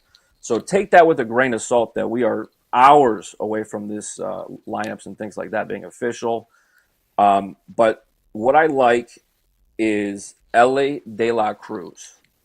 If you follow baseball, Shark, you're a big Cincinnati Reds guy. Is that correct? Okay. Right now, 5th in Major League Baseball with 19 steals, 19th percentile in sprint speed. And the guy they're going against, which is off the top of my head, I believe it's Rodriguez, is scheduled to pitch for Arizona. He does have a 1.79 whip, which, what does that mean? That's walks, hits in per inning. That's almost 2. 1.8, let's round up, call it 1.8. It's almost 2 runners on base per inning over the course of 9 innings. This is plus money. I just checked before we jump on. I think DraftKings has this as plus 300. Cruz getting a steal. So if he gets on base, if you watch the Reds, you know they like to run. The whole team likes to run. Cruz is definitely he's fun to watch. He's really fun to watch. But he likes to get out there and run. I think if he gets on base through walk or base hit, I think we got a winner. Plus 300. And I think I look. It's too early, guys. It's 4:00 in the morning here. I'm in Arizona. But I want to say every game this month of June, he's reached base by walk or hit. Wow. So let's and he's hope going to steal. We know that. De La Cruz is always going to steal. He's going to try at least, right? Yeah. Plus 300 too. So the value's there. The odds are there. And then as far as the Guardians game now, do you have Houston's at Cleveland tonight? Do you have a thought on that one? Most certainly. And by the way, I'm born in Ohio. They were the Cleveland Indians. Jacobs it's okay. Field. You can say it because Shark says it too. You're okay. No. I've adapted. The Cleveland Guard Indians. Right. There we go. We God, it's still even pay better. homage to the old team. But yes, on this, again, the pitcher they got scheduled for Houston, Colton Gordon, is, in Houston, they're used to banging the trash bags or trash cans. Trash I'm thinking cans, yeah, they're he doing is that. Trash. Yeah. Yeah, he is trash. 5.95 ERA, 1.37 whip. Hasn't won a single start all year. All 4 starts this year, he's given up at least 3 runs in the first 5 innings. He hasn't made it through the 6th inning. The Guardians are hitting .294 versus left-handed pitching. And in the last 15 games, they're 3rd in Major League Baseball on getting on base. And our man, Jose Ramirez, slugging .635, batting .311 at home. Basically, I think the bats are going to be hot in Cleveland. The weather's going to be a little I believe if I checked, it was supposed to be mid-60s. Might be a little bit of rain. No wind, though. Should be no wind. I look for Cleveland to get out early and often on Gordon because I think when Houston brings in the bullpen late, if Cleveland doesn't have the wind, they're going to have trouble getting the win. Thoughts on the NHL first tonight? 5 innings. Oh, good. Yeah. Sorry. Yep. First 5 innings, Cleveland team total over 2.5 should get that around plus 130. But yeah, I'll jump into the hockey. Go ahead. Yeah, so the NHL tonight, you got game 2 there. Edmonton leads that series 1-0 after the overtime win. They came back and rallied against Florida. Florida here locally because they've got Sergei Bobrovsky, who played for Columbus, and also Seth Jones.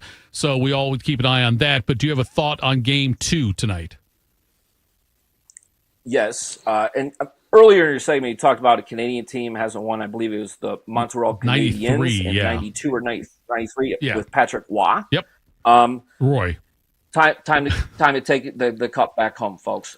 Edmonton will be winning this series. As much as, hey, I'm a big USA guy, I'm all for taking the National Hockey League back down to the lower 48. But Edmonton, Connor McDavid, the second coming of the great one. Go watch him. He's amazing.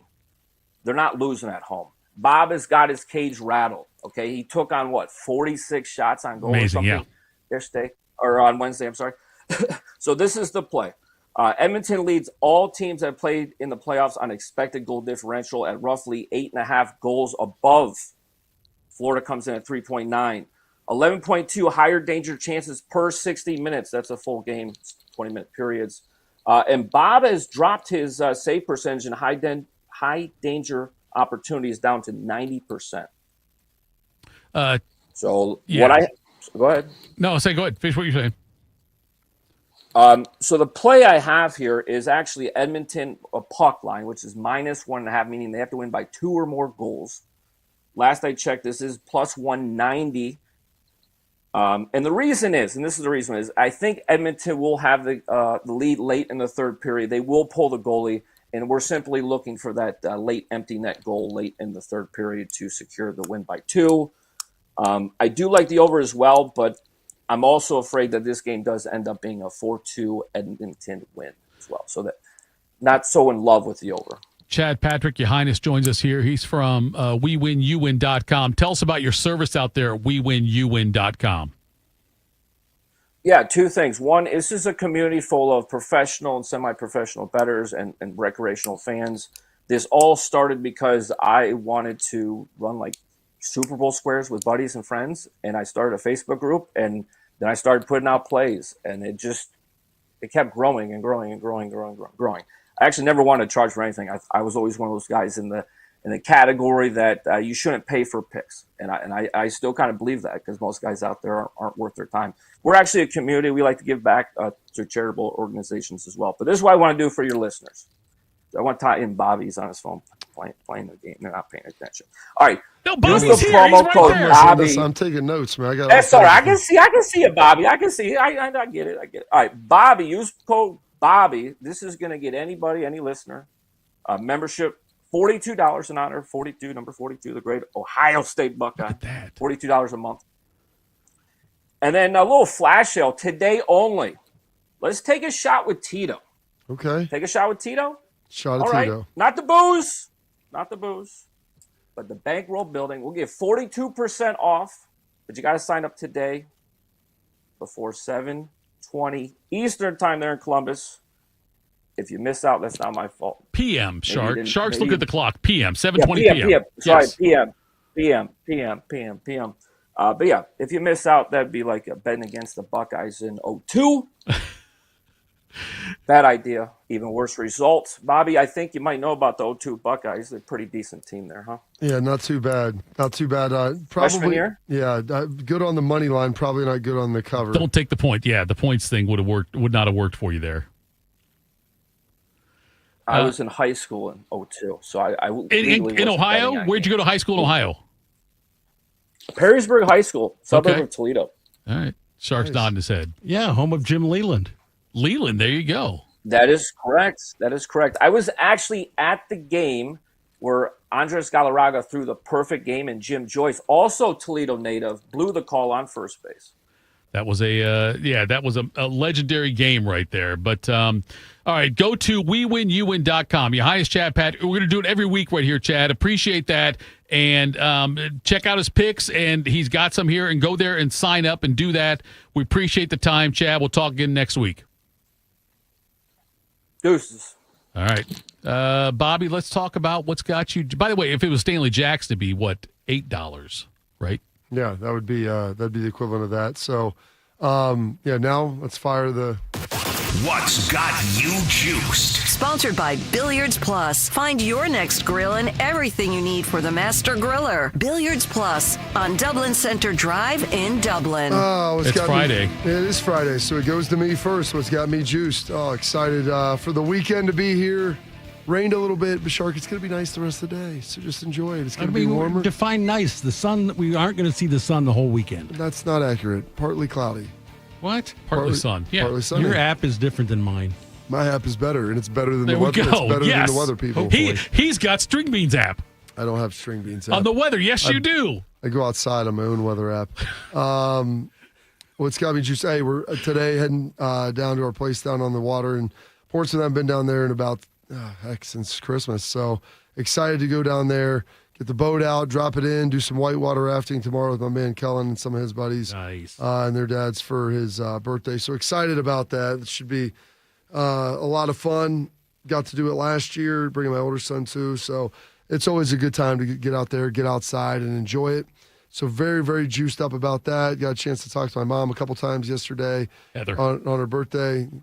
Absolutely. Some people call her Georgianne. Some people call her Susie. One of her oldest brother calls her Heather, and that is accurate.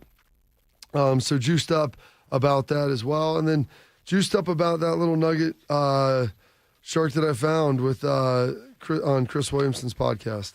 For better or worse, life is very short. How should people deal with its briefness? Enjoy it. Make the best of it. Yeah.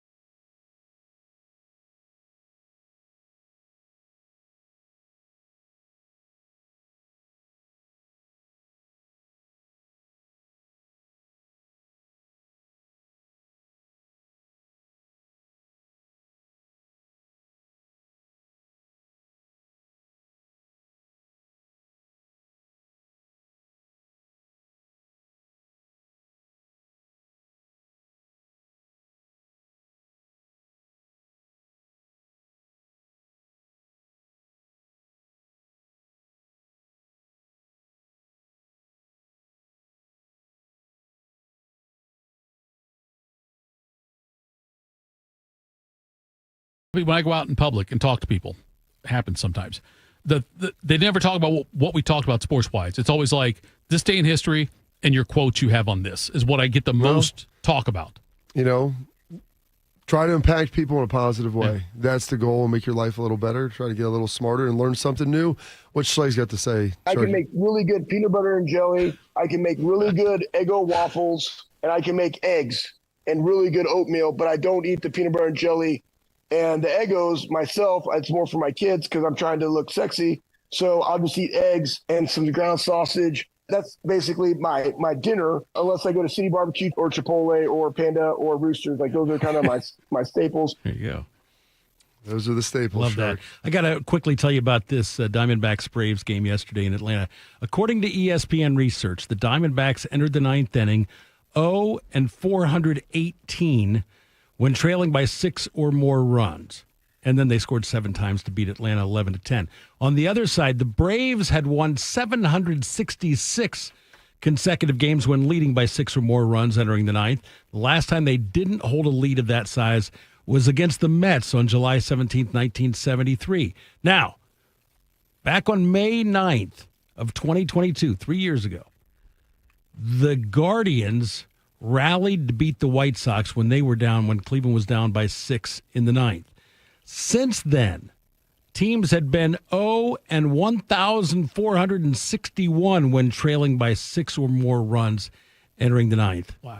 So the Diamondbacks had a 99.9% chance of winning, or of losing. I should say the Braves had a 99.9% chance of winning after Eugenio Suarez struck out to start the ninth. A rare feat in baseball yesterday. The strikeouts, by the way, Shark. Ellie De La Cruz, Bobby, you may appreciate this, now has more strikeouts in his career than Tony Gwynn. Oh, my God. In the entirety of his career? His entire careir, Ellie De La Cruz just passed Tony Gwynn on number of times being struck out. Let me know when he passes Adam Dunn. I'm just saying, this okay. By the way, Shark, someone said Jerry Glanville, also of Perrysburg. Oh, okay. Bobby. Really? Jerry Glanville? Yes. I'm going to ask this question. I would not. His accent is very strong. I would not have guessed that. Bill in the chat asked this question, Bobby, and I'm going to ask this. And Bill, by the way, just so you know, if it turns out to be something seedy, you'll never be mentioned on the air again because I don't know what this place is. Are you going to Hickey's down in Portsmouth? Is that like a diner? Okay, so it's like not a burger diner. Like it's not something you would go and get a Hickey. You could, but I don't know. It's not known lady for that. that's running for about 40 years. All right. Yeah. So Bill could still be mentioned. Go ahead. I didn't go to Hickey's until a couple years ago, and it was like a Portsmouth establishment. My wife went there some, but that wasn't like a big thing for her. My buddy, our guy Brad, like he loves Hickey's, and so really, yeah, they give you gravy on your fries. Nice. I'm going to go down there. My niece is going to Shawnee State this fall. Yes. And so that's right, yeah. I told her I'd come out. You got the river, you got Hickey's. Go When you go down down there, the let me know. Stay at Bobby's place. Going to go get a Hickey at Hickey's. You could do that also. I don't know if Jan would be okay with that or not, but you can try that. Jan's going to be the one delivering it. That could very well be. It's a good point by you. Coming up next, favorite part of the week, AJ Hawk, Morning Juice. My muscles ached. I was tired all the time. My son had a full-blown asthma attack. It came out of nowhere. The unsettling thing about some symptoms is I had a fever and these terrible headaches. you don't always know what's causing them. It was Lyme disease from a tick bite. I had Zika virus from a mosquito. He had a reaction to cockroach allergens. Threats to your health can come from unexpected places. Get the facts. Visit pestworld.org. A public service message from the National Pest Management Association. What's this? A letter from the Selective Service system? Not now. Hey, Steve, it's me, Future Steve. You're me? Yes, and you need to register with SSS or we won't get our dream job in 10 years. Save our future. If you're a man aged 18 to 25, visit sss.gov to register today. It's required by law, and it can open the door to many benefits, like federal government jobs and training. That was easy. Thanks, Steve. When it comes to a gun suicide attempt, all it takes is a moment. Heather and I had an argument just like any other couple. I was lost. I had snapped. I had a gun, and I was going to take my own life. Heather helped me realize that there was still a life to live, for the better of myself, my family. My weapon is now safely put away. A moment of crisis can happen to anyone. Store your guns, locked, unloaded, and away from ammo. Hear more safe stories at endfamilyfire.org. Brought to you by Brady and the Ad Council. Dangers rarely lie out in the open, so no matter where you live, it's important to know harmful pests can hide in and around your home. Here I come! Rodents and cockroaches are drawn to food waste and garbage. I know you're out here. Ticks lurk in tall grasses, and mosquitoes lay eggs in standing water. I can hear you. Rodents, ticks, and mosquitoes can all spread dangerous diseases. I gotcha. Seek the facts you need at pestworld.org. A public service message from the National Pest Management Association. Respiratory syncytial virus, or RSV, is a common seasonal virus, but it can have major implications on a patient's heart health. Most RSV cases involve mild cold-like symptoms, but up to 160,000 adults are hospitalized each year for more serious cases. And RSV can escalate chronic health issues. If you're over the age of 60, talk to your doctor to find out if the new RSV vaccine is right for you. And learn more at heart.org/RSV. There's danger out there. It lurks on highways and quiet neighborhood streets. It's more likely to kill you than a shark and more terrifying than the biggest snake. Distracted driving claims lives every day. Every notification, swipe, social post, video, or selfie while driving risks your life. So while you might think public speaking or the zombie apocalypse is scary, what's really terrifying and even deadly is distracted driving. Eyes forward, don't drive distracted. Brought to you by NHTSA and the Ad Council. Bobby is known as the General. Tito shops at Dollar General. This is Morning Juice. Morning Juice. Tito, Bobby, Shark, and now this guy. A man with many career achievements. Leading tackler in Centerville football history. Leading tackler in Green Bay Packers history. Still afraid of Larry Knopfsinger. And the crowning achievement, the third member of the Island Boys, A.J. Hawk. AJ, when we talk to you, I always want to ask you a question that no one's ever asked you before. And last week, I took marital advice from you. I've taken parental advice from Bobby. I take life advice from Anthony Schlegel, which tells you that I probably have an obsession with former Ohio State linebackers. Should I talk to a therapist or call Curtis Terry and ask him about spiritual advice? You can never go wrong calling Curtis Terry. Yeah, I think all of your the people you lean on should be former Ohio State. I mean, if he's keeping the linebacker room, that's good right now. Maybe the more issues you have come up. AJ, how was everything down? Was you guys in Charlotte, North Carolina, down there with Pat? Yeah, I guess Cary, North Carolina. It's a thing called TST, the soccer tournament. They do it in basketball, I guess. And it's all these kind of freshly retired soccer guys go down and they all compete to win this tournament and win $1 million. So the team that Pat put together is 2-0 right now, 3-0 right now actually, and they're starting to play their sudden death games coming up tonight actually. So Pat is also he's the owner of that team, just like they do it for the basketball tournament. Yep, yeah, he's been this is the second year he has done it, and last year. He played a decent amount last year. This year, actually, he wasn't planning on playing. He subbed in and got some good time and made some plays, actually, while I was there. Hey, what was the moment of silence for? Or was it not a moment of silence at all? It was not a moment of silence. Yeah, we thought there was a moment of silence coming on while we were live on the show, and I think it was I don't know. I don't even know what they were doing. They were just trying to figure out whose possession it was or something in the game. We stopped everything and thought we had something going on. That was amazing. It was good. So you flew down there, obviously. How was the back during the flight? Have we kind of taken a turn? Are we a green arrow up?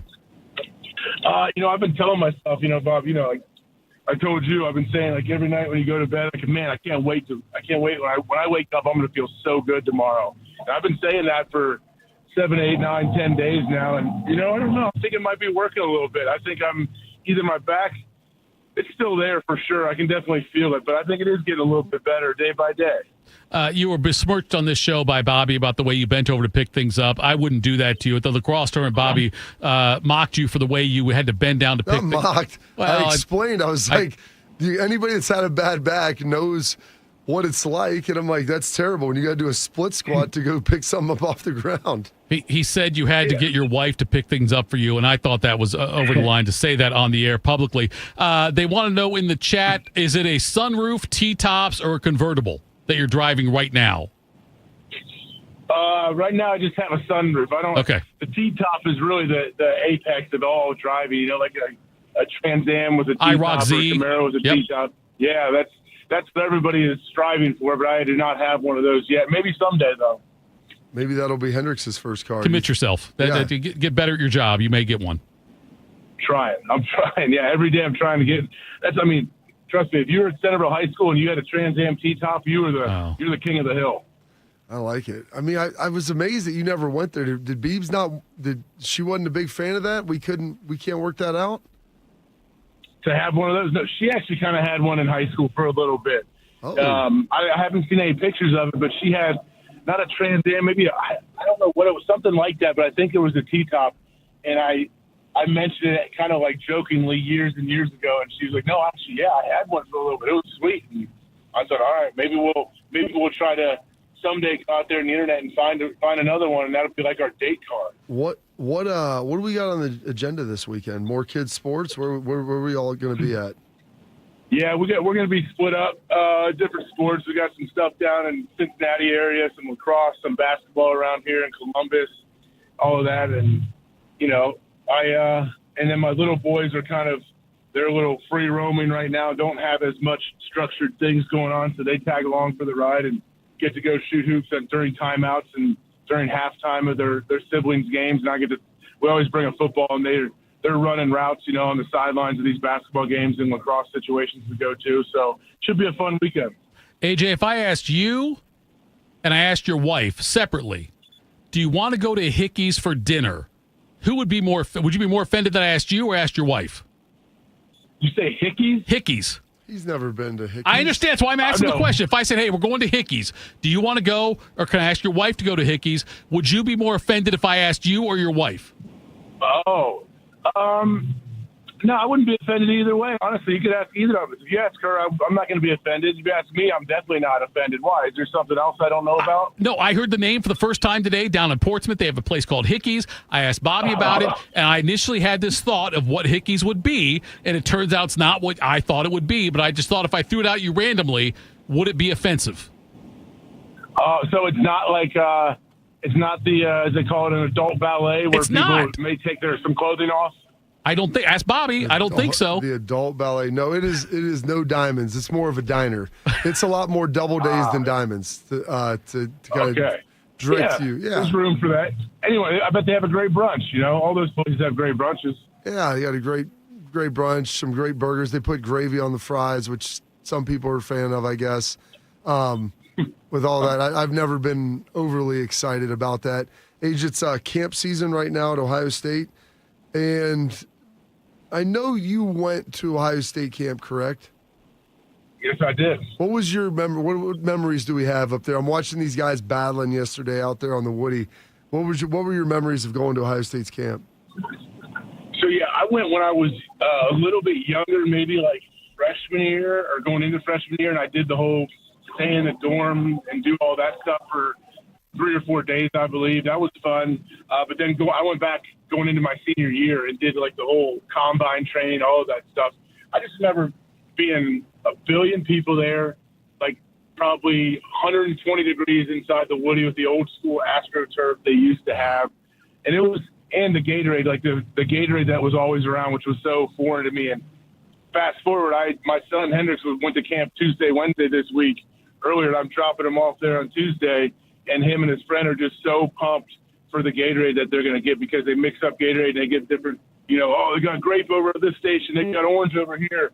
So that's honestly one of my biggest memories, is the fact that it seemed like you could get unlimited Gatorade. And my son, naturally, he loves that. That's one of the big reasons why he loves to go. Yeah, they've got the limitless Gatorade. And then you took that to the next level. You took the Gatorade and would mix it with Bacardi when we were in college. Here we go. What was the flavor? Was it orange on orange, or was it the grape on the orange? Orange on orange. You know that. I mean, you know, pour about half that orange Gatorade out and fill the rest up, and you could pack that in whatever bag you're going, whatever's going on. Take a few of those with you. You're going to a concert, whatever you're doing, man. You're going to be set. It's a good night. Is that what you're going to do this weekend with the kids tournaments? Man, what if I did bring it back? If I brought it back. I haven't tried that in a long, long time. It's like nostalgia, you know. You drink something like that, poof, that feels like college or something. Like when you have people get a pitcher of Red Bull vodka or something. Like, wow, this feels like college. I'm 19 again. Listen, now I'm not calling Curtis Terry because you guys. No, Curtis Terry. Because, by the way, I don't think I had enough props to the research I did on that to find. The fact you knew who CT was is look, amazing. he's at like Grambling, or he's at Central State maybe. He's doing something. Yeah, he's a strength coach. Okay, that's where. But I did deep research on that. That's the most research I did in the show. But the fact you guys are talking about doing this with Gatorade, orange on orange, and Red Bull, now I question my decisions for going to Ohio State linebackers for life advice. Hey, you know, it was like the early 2000s. You know, things were different back then. That's when, there's always different eras of what's going on. But I think, that's the fun thing about being in college. There's so many different people with diverse backgrounds. We all come together and we can all we all have our own thing, and you kind of open your friends up to other experiences. So how about this? The next lacrosse tournament that we have for all the kids that were there, if you go orange on orange, I'll share it with you, and then I will also smoke a cigarette beside you to give you that smoky bar feel while we're out there watching the kids. I mean, I would love to see you just stand outside the game smoking a heater Right beside at 90 you. degree, Right beside humid you. weather. I mean, why not? It will give the kids a good feeling too of like what it was like for us to play as kids. There was definitely random people smoking cigs all around, maybe even inside the basketball gyms I was at. Actually, I mean, I had a few dads when I was driving to practice that were driving us to practice that would smoke cigs in their conversion van while they were drinking beers. Yes. So when we're on the way to practice. So yeah, you talk about old school. Like that's old school mentality. AJ, my grandfather died many years ago, but he left me this like grabber thing where you could the claw thing. You could pick stuff up off the ground. Would you like me to give that to Bobby for the next lacrosse tournament you go to, so you don't have to bend over to pick anything up? Like you can just use the claw thing. And by the way, I'll also give you a metal detector for free. I mean, yeah, that sounds amazing. My great grandpa had a spittoon.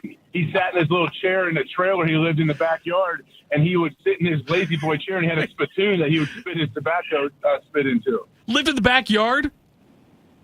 Yeah, the backyard of my grandparents' house. Okay. Sabina, Ohio. It's the Eden of Ohio, in case you didn't know that. Didn't know. And it Sorry. was a beautiful setup, but I remember being a tiny young kid and asking, like, what is that? And I'd watch him, and he was so accurate. He could hit that spittoon from pretty much anywhere in the living room. And underrated skill. It really is. Did you inherit that from him? No, I wish. I don't have that kind of accuracy. And I haven't really got into the dipping or the long leaf tobacco game. That's not exactly my thing. Did you ever smoke a cigarette? No, I don't believe I have. I mean, I smoked plenty of cigars, but cigarettes never really had any kind of pull. I mean, never really made me want to have a cigarette. We can talk about cigarettes on the air. We can talk about yeah. What do you mean? There's all these advertising rules. FCC. He smokes cigars. I know on air. cigars By the are way, different. Do you not smoke on the show anymore? I do. I usually do later on. I don't. When we're on ESPN, I usually don't smoke. No one told me not to or anything.